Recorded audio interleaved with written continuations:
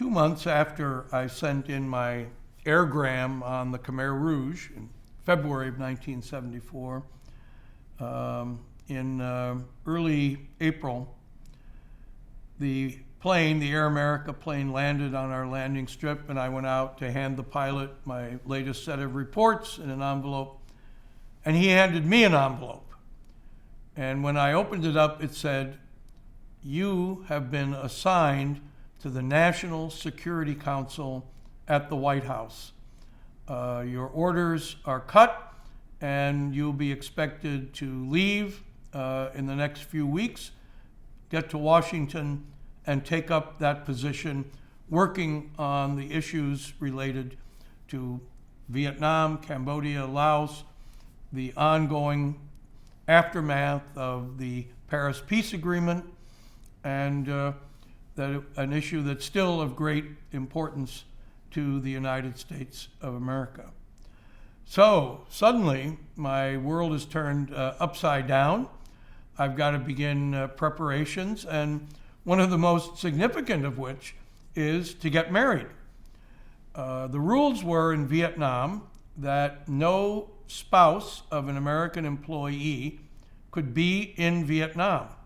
So if I had married my Vietnamese citizen fiancé, Son Nguyen, she would have had to immediately leave the country and go to Taipei or Bangkok or some other American safe haven where she would know no one and would have no way of being supported in any way. And so we had put off getting married until whatever time would be when I would leave the country. So now, all of a sudden, we have to do all the preparations to get married. I have to find out legally how to do it. And also, I have to get a security clearance for my wife, because she has to be investigated by the U.S. government, and they have to be sure that she's okay, she's not connected to any communists or be any kind of security risk. Because without that, I could still get married, but if I marry her and she's not cleared, they take away my security clearance and my job. So I run up to Saigon and start doing the paperwork for her. And since I'm going to the White House and it's a big deal, they said, we'll expedite all of this and get it going. And the ambassador now wants to see me and others want to see me. Then I've got to figure out, well, legally, what do you do to get married? First thing is you have to fill out paperwork in your home province. So my home province is Chau Doc. So I have to go back there, fill out forms, get government officials to approve them.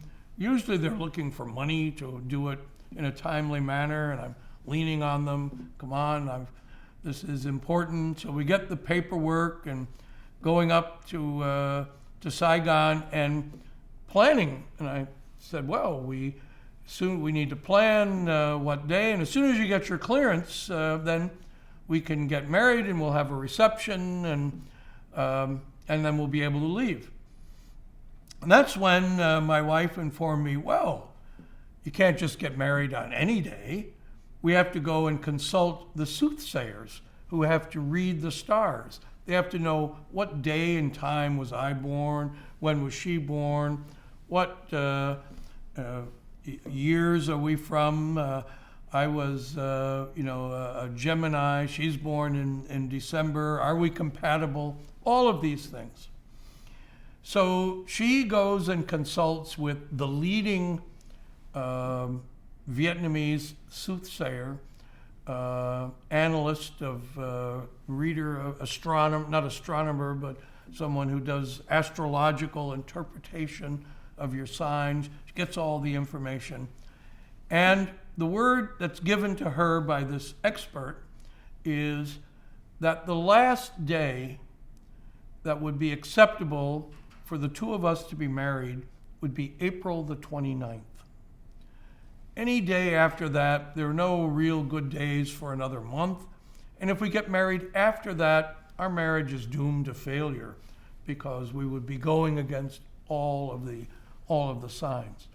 So, are we going to be able to get this clearance done in time for that or not. So I'm waiting on pins and needles, and we're starting to get closer and closer to the 29th. And of course, even if we get the clearance, then we've got to organize an event and a reception and a ceremony, and there are a lot of things to be done. And as we got closer, it became clear we're not going to be able to get everything done by the 29th. So April 29th shows up. I go to work. Time for lunch. I'm walking out of where I'm working temporarily, and I run into a couple of colleagues. And I said, hey, I'm going to my fiancé's house. I'm going to get married. Come on with me. So they say, okay. Jump in the car. We drive down in Saigon to the Chinese area known as Chalung. And we go to her house, and her family's all gathered there. The local district official brings the marriage book to the house as a gesture to her father, who's a lieutenant colonel in the Army. The book is there. It's brought up to us. We signed the book. We're now officially married on the right day, the auspicious day.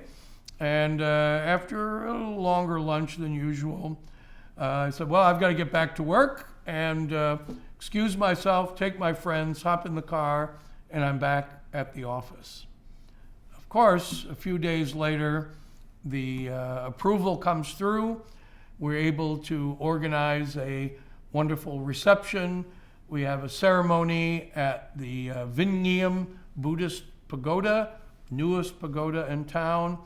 I arrive at her home in the morning in accord with Vietnamese tradition.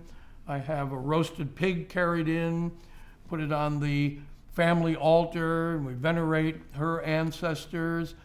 And the religious ceremony then takes place. The one part I remember is that as soon as that part was done, one of the guests, Vietnamese, said words, "Bị cốp rồi, ông bị cốp rồi," which means he's lassoed. It's what you'd say about, putting the leash on a dog or a noose around a cattle, and so he's on the leash on that. But that was the way our marriage took place. A few days later, we got on the plane, went to Hong Kong for a couple of days, flew to San Francisco, and then to Washington, D.C. I had to cancel plans for, we're going to have a honeymoon on a Greek island, and they said, no honeymoon for you. You've got to get back. The war's still going on. You're needed at the White House. And so in May of 1974, we arrived in Washington, and on Monday morning, I walked over and walked into the White House complex, the old executive office building where the National Security Council was housed, to begin the next phase of my career.